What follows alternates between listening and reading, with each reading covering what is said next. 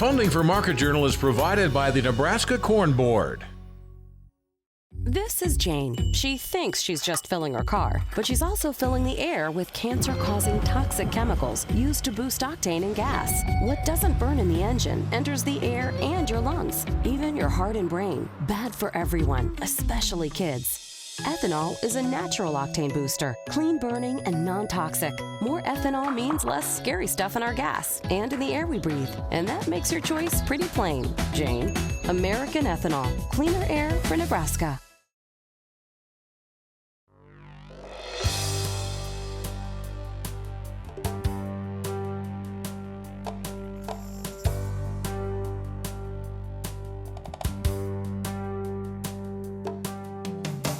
Market Journal, television for agricultural business decisions, is a presentation of the University of Nebraska-Lincoln's Institute of Agriculture and Natural Resources.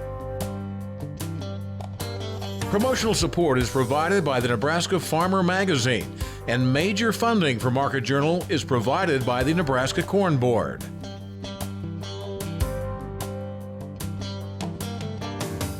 Welcome to this week's edition of Market Journal. I'm Jeff Wilkerson. On this episode, Mike Briggs details the slide in cattle prices. We show you pieces from Secretary of Ag Tom Vilsack's recent speech in Omaha. Martha Shulski explains how producers might benefit using resources from the Nebraska State Climate Office, and Matt Spangler discusses beef cattle genetics. Mike Briggs is our cattle market analyst this week. The beef industry received some potentially promising news last week when China announced it would move to lift its ban on U.S. beef. We'll have more on that in a few minutes. The international market was a bright spot in July. American beef and veal exports were 8% higher than July 2015. For the domestic consumer, the cost of ground beef averaged $3.66 per pound in August, down 3 cents from July and the cheapest since February 2014. We last spoke with Mike in late July. We talked with him again Wednesday morning and started by asking about the drop in prices markets had experienced over the previous few days. Pretty disappointing. Kind of thought we had our low put in there, started a nice little rally, and it just rolled over on us. I think it's primarily just too much supply of cattle right now, and not only cattle, but they're big cattle, so we're putting a lot of pounds of beef on the market, and so are other protein competitors. I mean, there's just a tsunami of pork, and it's almost free in the store, so that's really hard for us to compete with right now. What causes the bottom here in cattle? What causes it? I wish I knew. I think it's got to be the big puke of the big cattle. I sold a pen today. It's my last pen of cattle I'm going to have to sell to the end of October. Now, what I don't know is if I'm representative of everybody else. On the conference call this morning with the Nebraska cattlemen, some guys were like me and some guys weren't. But I still think the numbers are trending lower, and that's going to help us out. But the packer has done a tremendous job all year long of managing his inventories of live cattle and not over harvesting himself. So he's been able to keep cattle in front of himself, and that keeps prices depressed. Why are they allowed to do that in terms of how are they so able to do it? Because we've got way too much captive supply. Guys turning cattle into them on the high of the week, or 50 cents over the high of the week, or whatever. Guys that don't want to do the work, they're just turning the cattle over to them. So they've got all these cattle that they know are coming every week that they don't have to do anything about. And they know, hey, I got 55, 65, 75% some week of my inventory covered. I only have to buy 25. And if I don't pay very much for those, I get these even cheaper, so let's roll. And they just keep beating us to death with them. But there's going to be more meat going forward in all the competing meats, as you mentioned. Does that mean that the cattle industry, has to narrow down here and try and find a more reasonable number? I think absolutely, and on that, one of my biggest fears going forward, this may not happen until next May, June, July, but I saw statistics where right now we're at 97% of our packing capacity. So once we have this big calf crop come, when those cattle are ready to go to market, we are going to overrun our packing capacity, and I think that could be a bloodbath of all bloodbaths, because if you've got cattle and you can't get them gone, it's just going to be horrific. So that's a little bit longer term thing, but what I think is going to happen, absolutely expansion has got to stop. And really, I read this the other day and I thought, this is really right. We're not really expanding, we're just restocking. We'll never get back to the levels we were, and we don't need to because cattle are so large now. But I know that the restocking is going to stop. The one interesting thing, and I don't know what the effect of it is because we have to wait till January to get an inventory report. You've seen cow slaughter stay high all year long. So you don't have that guy keeping that cow trying to get one more calf out of her. If she's old, if she's nasty, she's going. And so that's good. We still haven't seen this big stream of heifers come back to the feed yard. So maybe there's still a little bit of retention there, but as long as we're not growing the cow herd, that's going to help us. But we've got to expand demand. That's the only choice we have. You've got to have exports, and exports have been better, and I think will continue to get better. One more point on supply before demand. So you mentioned a good point there in that the cattle have been bigger. Now the last report said that Nebraska was starting to narrow those down. Actually, the last few have showed that Nebraska might be starting to put some lighter cattle out, but long term, is it going to be heavy cattle exiting the feedlot? It's a great question. You know, for there not to be, there's going to have to be a penalty imposed by the packer. If they don't want 1,500 and 1,600 pound cattle, there's going to have to be a dock. And there is presently, provided you sell on a grid, you know, or if a packer rolls in and says, hey, your cattle are too big, I'm going to dock them. But the packer's the one that's going to have to ratchet that down. I would think there would be some pressure from restaurant trade because they don't want these great big cuts of meat. So eventually that's what's going to do it, is there's going to be a penalty for making them too big, because right now with corn as cheap as it is, we're just going to keep putting pounds on because that's what the math says to do. So demand, grilling season's over, now what? Well, luckily, finally, and I went to the store today just for this reason, you finally start to see meat prices come down. Now the thing that's just totally interesting to me, and it's all from propaganda from whatever, you've seen the 80-20 hamburger is now down under $3, finally. But the 93% lean stuff, it's still up at $5 because people are willing to pay for it because they think it's healthier. Whatever, guys. It's amazing that they've been able to maintain their margins. So the retail margins on lean ground beef is just, they're huge. But for the rest of us, you've seen that stuff finally come down. That's still the #1 seller is hamburger. So now I think that comes back into a lot of people's diets where maybe it wasn't in there. But then I got to talk out the other side of my mouth, and that the tsunami of pork I talked about, you know, that's still, our competing meat proteins are way cheap right now, and I don't know what we do about that. Curious to know if there's any talk in the industry about the thought of China maybe allowing U.S. beef to come in. Oh, there's talk about that. You know, you always want a green shoot to see when it looks like this. Green shoots of, you know, maybe change, and I think that'll be fine. But anybody that thinks that's going to be immediate, I'm sorry, it's not going to happen that fast. But it'll happen, and it'll happen in other countries too as time goes along, and that'll be the savior. But you got to get there. So this immediate situation of the glut of big cattle, we got to get rid of that. We got to clean it out and get our inventories more under control. Next week, Central Valley Ag's Luke Beckman will join us to look at corn and soybean markets and the USDA's quarterly grain stocks report.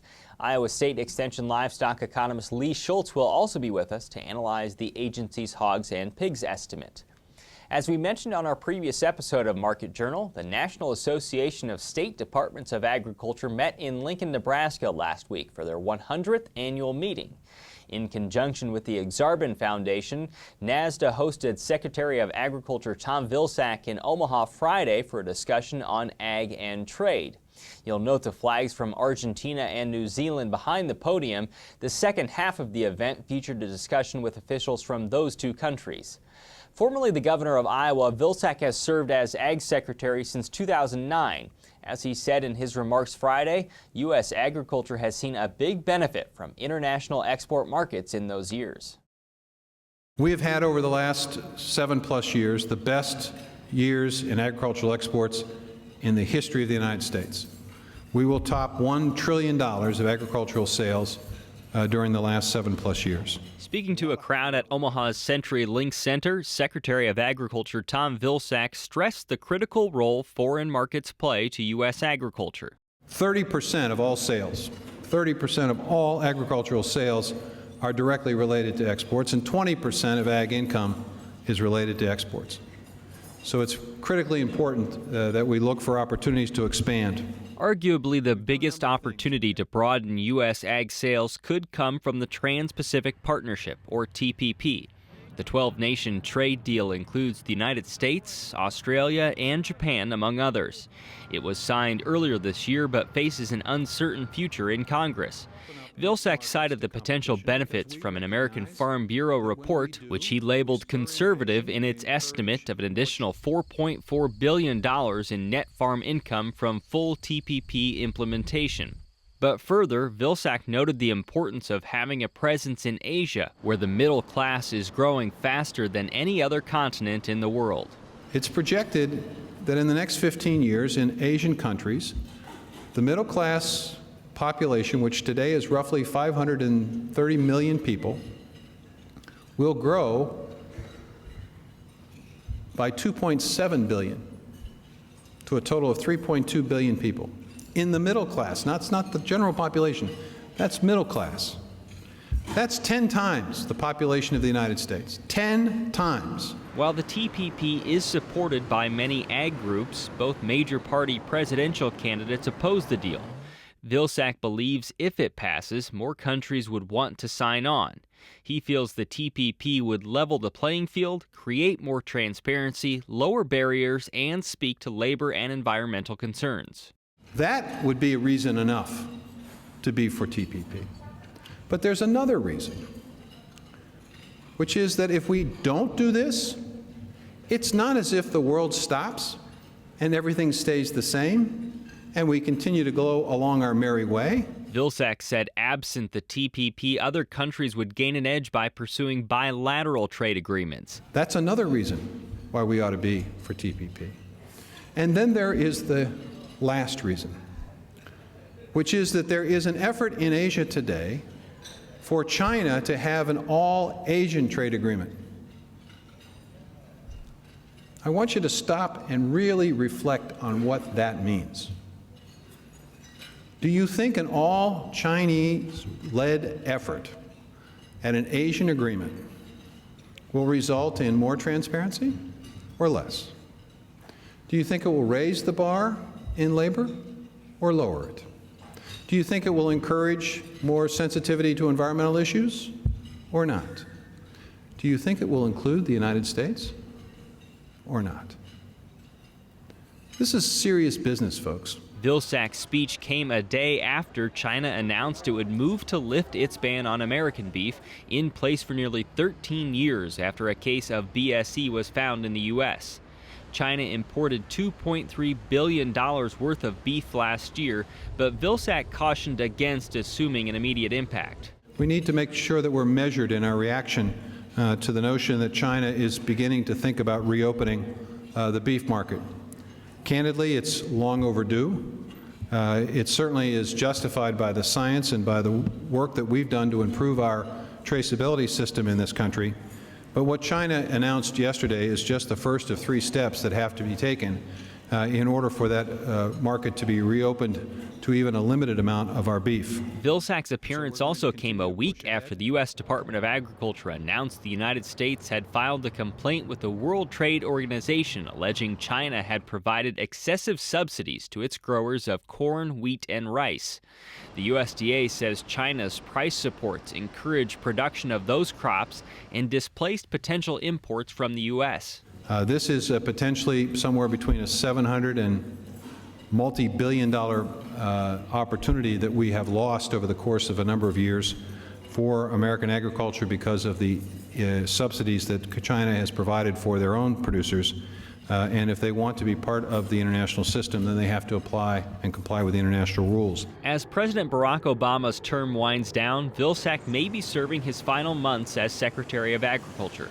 He thanked the audience for their role in providing food for the country, which is increasingly removed from the farm. Earlier, he urged ag producers to speak to consumers about the importance of the industry and of international trade. We need to be talking to the people that are more skeptical about all this. We need to expand the conversation about the importance of agriculture to this country.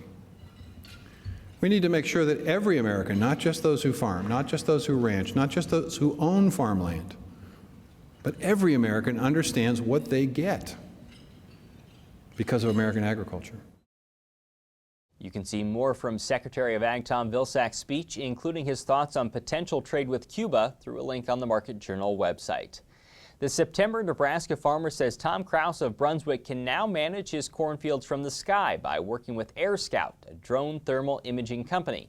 Kraus discussed his improved irrigation efficiency and nitrogen savings at his farm during a recent tour where producers and conservation agency officials looked at telemetry, irrigation scheduling, soil moisture probes, and variable rate irrigation. You can read more about the tour in the September Nebraska Farmer.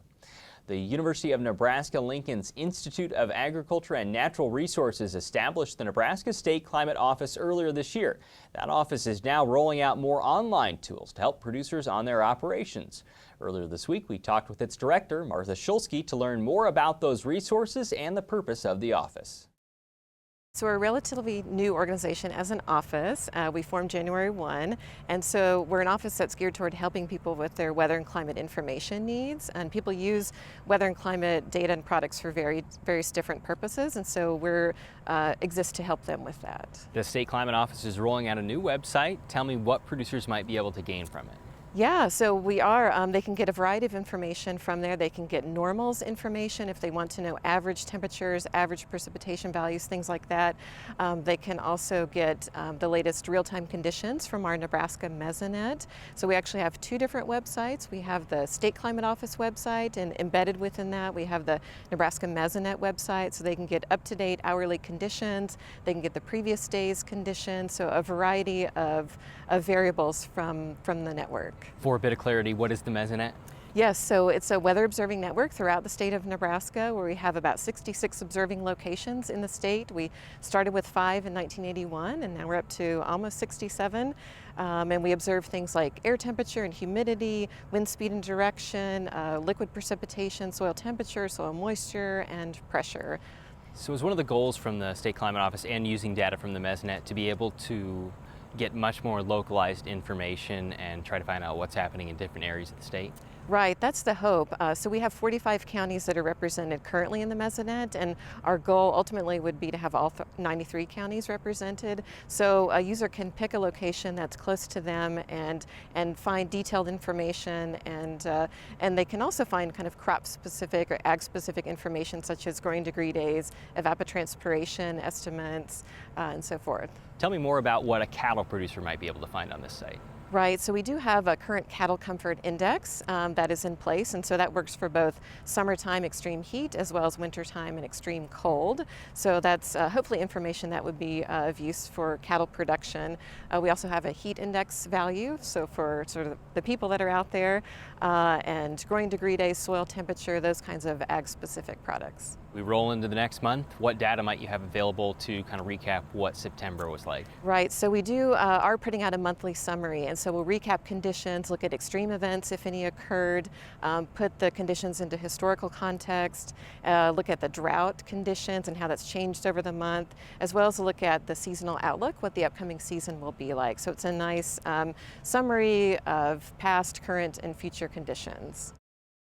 In a few minutes, Al Dutcher will give a look at the weather forecast for the coming week. In mid-October, farmers, ranchers, and educators will have the chance to learn more about genomics at the DNA Technology in Beef Cattle Conference. Nebraska Extension beef genetics specialist Matt Spangler discussed the role of that sector with us this week on campus. We began by talking about genomic selection. Genomic selection is utilizing really genomic information in the form of DNA markers, or more specifically single nucleotide polymorphisms, to help make decisions on which animals should be parents for the next generation. We've always done this using traditional EPDs, but now actually we're augmenting genomic information with our traditional EPDs, and as a consequence we're able to make more accurate selection decisions earlier in life. And essentially that's genomic selection. Tell me how producers are using this information. So producers are utilizing it to test potential parents. So these are the candidate sires, and in some cases the candidate dams, and they may test them at birth or at weaning or even at yearling time to decide which animals should actually be promoted, if you will, to be the potential sires and dams of the next generation. And they're able to get a lot more information on these animals before they actually have offspring born. What are the real benefits of genomics or using it? So really it's increasing the accuracy of an animal's EPD very early in life. So if we think about a trait such as a carcass measurement, like marbling for instance, we may have an ultrasound measurement on a parent, but we'll never actually have a real carcass measurement. And so we can use genomics to get more information on that animal before they have offspring, and that again allows more accurate decisions earlier in life, which also decreases the generation interval and allows for faster genetic progress. We'll talk about the conference you have coming up in a second, but this information in general, how can producers learn more about it? Where can they find more? You know, this is something that's continually evolving, and for seed stock producers, it's critical to stay informed. There are several informational websites. One is, of course, the UNL beef production website, beef.unl.edu. But there are others centered on beef cattle genetics. ebeef.org is one meant for producers and beef cattle extension personnel to learn about genetics and genomics in general. And I'd also point people to beefefficiency.org, a project designed to create genetic selection tools for improved efficiency using genomic information. One more broad follow-up here. How rapidly is the role of genomics changing, or just the general role it plays in the operation? You know, really these tools became widely available to beef cattle producers in terms of implementing it in our routine genetic evaluations in 2010. And since then, we have close to 12 beef breed associations that are now utilizing this information routinely. So although I would say it's not become completely pervasive yet, it is certainly playing a very critical role. And I think it will continue to become more important in the future. The ability to make more accurate decisions and have selection tools for traits such as bovine respiratory disease or feed efficiency or improved measures of fertility, I think are all very real possibilities and certainly very exciting. You have a DNA technology conference coming up in Clay Center. Tell me more about it and what can producers learn from it? Right, that meeting is October 17th in Clay Center at the U.S. Meat Animal Research Center. And it's a meeting that we've held annually since 2009, meant to be comprised of brief talks to provide producers and extension personnel on updates relative to genomic selection in beef cattle. And this year's meeting is a little bit different. It's going to be a full day meeting starting at 9 o'clock and ending at about 4:30 that afternoon. We're going to start off with talks centered on some of the large USDA grants focused on BRD susceptibility, fertility, and feed efficiency, all of which we're trying to develop genomic tools to select for. And then we're also going to talk about the current status of these tools, genomics in general, in beef cattle selection programs, and kind of serve as a refresher in some cases about exactly how these tools are developed and how they're used. So I would encourage seed stock producers, commercial producers, and also extension personnel to attend this meeting and get those updates. You can find more information on the DNA Technology in Beef Cattle Conference through a link on the Market Journal website. Now, with this week's weather forecast, here's Nebraska Extension Ag climatologist Al Dutcher. Well, folks, here we are again for the weekly forecast. Of course, during this past week, the big news was the upper air low that moved from the Pacific Northwest out into the Central Plains, resulting in widespread precipitation across the northern plains here in Nebraska. We had precipitation from Friday night into Saturday across the western one-third of the state with some isolated thunderstorm activity in the Panhandle. But more importantly, more concentrated precipitation broke out on Sunday across eastern Nebraska, with the heaviest precipitation down in the southeastern corner of the state where totals approached 3 inches. But broad-based, we were anywhere from 1/4 of an inch up to 3 inches, depending on where you were in the eastern part of the state. Another upper air low is poised to come out into our region as we get into the midweek period. But before we get to the main forecast, let's take a look at sea surface temperatures in the equatorial Pacific, because we have been talking off and on about La Nina conditions potentially developing this fall. So here's your area where we're starting to see an expansion of the cooler than normal sea surface temperatures.